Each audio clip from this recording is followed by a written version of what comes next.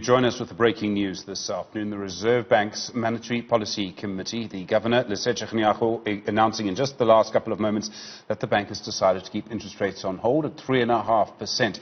Most economists was 50-50 as to whether there'll be some kind of cut.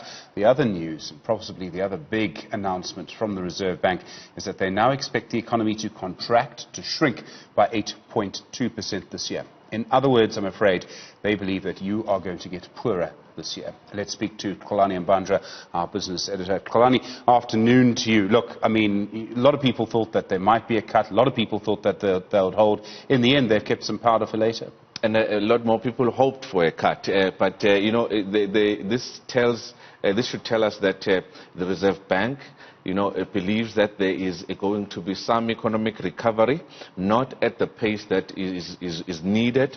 But for me, I already knew in the third paragraph when he was saying, economic growth in the third and the fourth quarter is expected to be robust when you compare it to the second quarter. And that tells you that they want to wait for that final meeting for 2020 in November to actually see how the third quarter has performed, so that we can actually see if we need even a 50 basis point cut by that time. But this is quintessential Lesotho Kganyago. We've seen in the past 48 hours the US, the Japan and the UK all holding interest rates, keeping them unchanged. It was going to be very difficult for him not to follow suit. I know about 100 economists who will describe themselves as left-wing, who will agree with you, quintessential Lesotho Kganyago. Okay, the news then about the economy contracting. I mean, this is very serious. Now, the previous projection was around 7.1, 7.2%. To take it another whole percentage point of contraction for the year, that really tells you the data is actually getting worse than their projections. And I've said this before with you sitting here that, the first time it was 4.2%. I was like, no, you don't live in this country. When it comes to that, and it was lockdown level 5 in April. At that time, there was a cut, a surprise cut by the Reserve Bank that was unexpected, came out of nowhere. And that should have told you then that how bad things are. But, Tito Mboweni, the finance minister, did say that, just this past week, that the economic, activity is becoming worse and worse. The economic growth projections are becoming worse and worse. And that's why we have revised them downwards to now 7%. And it's just a big difference. 7% and 8.2% is a huge difference. And the Treasury, let's remember, the worst case scenario is 16%. So any number between 8.2% and 16% we can expect by the time we announce 2020 economic growth figures in January next year. There's a reason you and I have these conversations sitting down. We've fallen over by now at 16%. Okay, we're going to talk about reform, and again, we've been talking reform for a long time. I'm going to come to that in a moment. But first, just a reminder as well, the governor talking about financial inflows, talking about what's happening, I hate this phrase, advanced economies. But what it does tell you, once again, we're quite a small boat in a very large financial sea. And we're such a small boat in a very large sea that has it worse. If you look at the Organization of Economic Developed Countries, the OECD, they announced their economic outlook yesterday. And South Africa and Argentina, for 2020 GDP growth forecasts were the worst at 11.5%. And every other country around the world was lower. So when it comes to, these are emerging economies too. So when you look at that, he did speak about it, the Reserve Bank governor. The investments are down. So there's been slashed. So there's a lot to be done to actually work to prove to the rest of the world that, listen, it's not going to be easy, but we are the best destination for your money. So when it comes to those reforms, that's the number one thing. And he spoke about something else, policy uncertainty. I thought we had discussed this, in the past couple of years, and it was gone. But it's coming back now, policy uncertainty. What are we going to do when it comes to the land question, so when it comes to the mines? The time is now so that we can put our foot on the ground and say, this is what we need to do. If you want to put your money, come come and put your money in South Africa. Well, the ANC Treasurer General Paul Mashatile yesterday, we won't nationalise the Reserve Bank. The problem, of course, is that's in direct conflict with an ANC resolution that says we will. Yes, they've kicked this issue to touch, for quite a while, and we know the views of the Reserve Bank governor. It will change nothing nationalizing the Reserve Bank. It won't put more money in your pocket. It will, the shares that these independent shareholders actually own, I mean, the returns are so minuscule, it's not even funny. So let's not talk about, the nationalization of the Reserve Bank as if it's a huge policy, decision. The huge policy decision really is on the structural reforms in the economy that are going to do what he spoke about, that are going to enhance employment and make it easy to do business. That's where we need to start, and not and leave the fluff of nationalizing the Reserve Bank. And the reason, when I heard that particular story yesterday, the reason, the first thought that came to mind for me was, it's because it's not so important. Yes, of course. I mean, what does it do?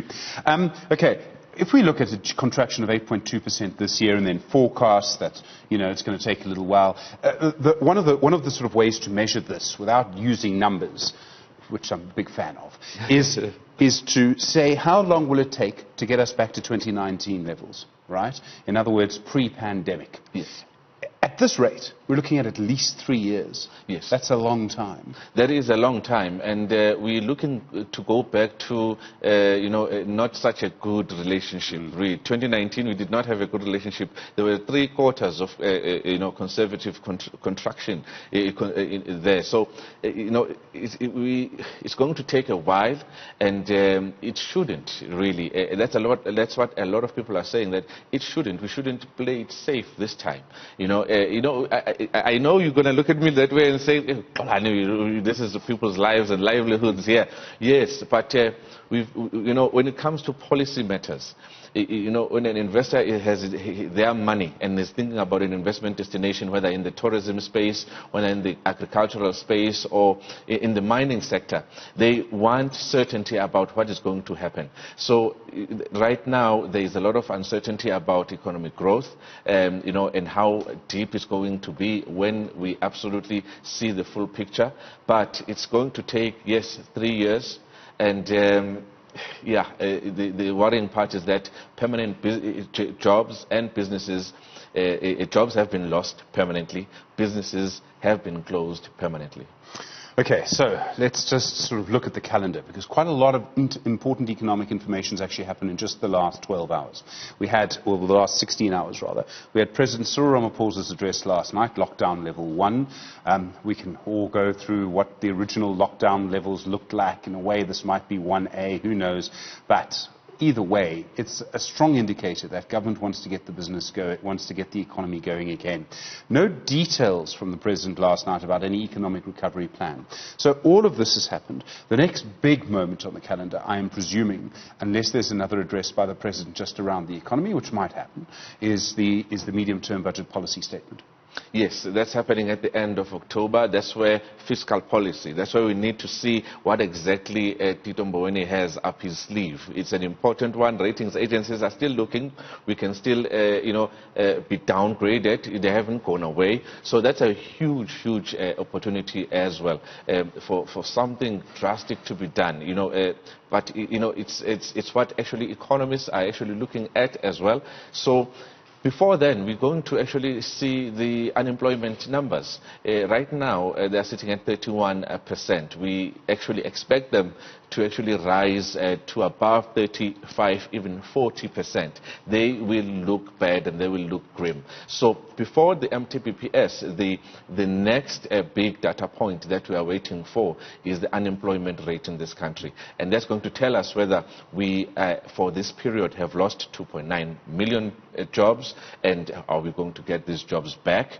And, it's also quite important to find out which structural reforms are actually quite urgent because there's a huge list of them. Maybe it will be making it easier to open a business within one day and run it and support an entrepreneur. Maybe those are going to be the structural reforms that are going to be important. But MTBPS is really, really important in terms of seeing where we are going with state-owned entities and like SAA, Eskom and the like. They still have a begging bowl. They've asked for almost 10 billion rands.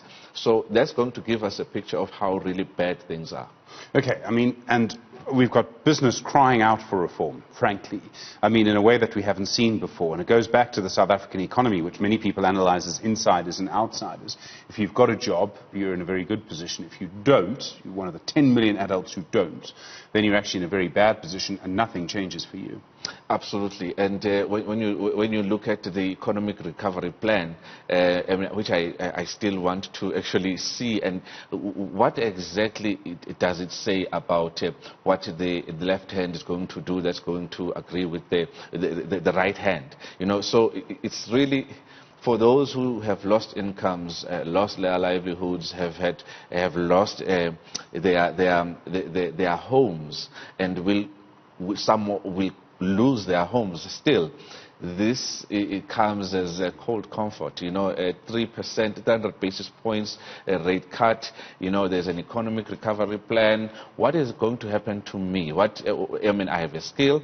Will I be reskilled? So these are really, really tough questions. And already, when you look at next year, it's tough for the government because we are not going to collect as much money. You know, it's estimated right now that 300 billion rand, that's going to be the shortfall. But already between lockdown level 5 and lockdown level 2, the economy of this country lost over 500 billion rands. Don't you dare get into the tobacco argument. Okay, in the middle of all of this, and I mean the other big thing that's stopping growth, and I mean we talk about the difficulties of reform, you haven't even mentioned the real big word in the room, which is Eskom. And I mean, it's one thing to say reform. That's easy compared to, you know, Andre de Ruyter's job. Yes, you know, it's quite a tough job, that one. You know, it's... just look at one company, Foschini. Foschini announced their full year results. They were quite not good at all this week, I think 2 days ago. And just on Eskom, the load shedding part, the loss of 15,000 trading hours. That's 15,000 trading hours. That's a couple of, you know, weeks of lost activity, and you can't sell. That's another big issue and another big hurdle that is really a drain to the economy. And really,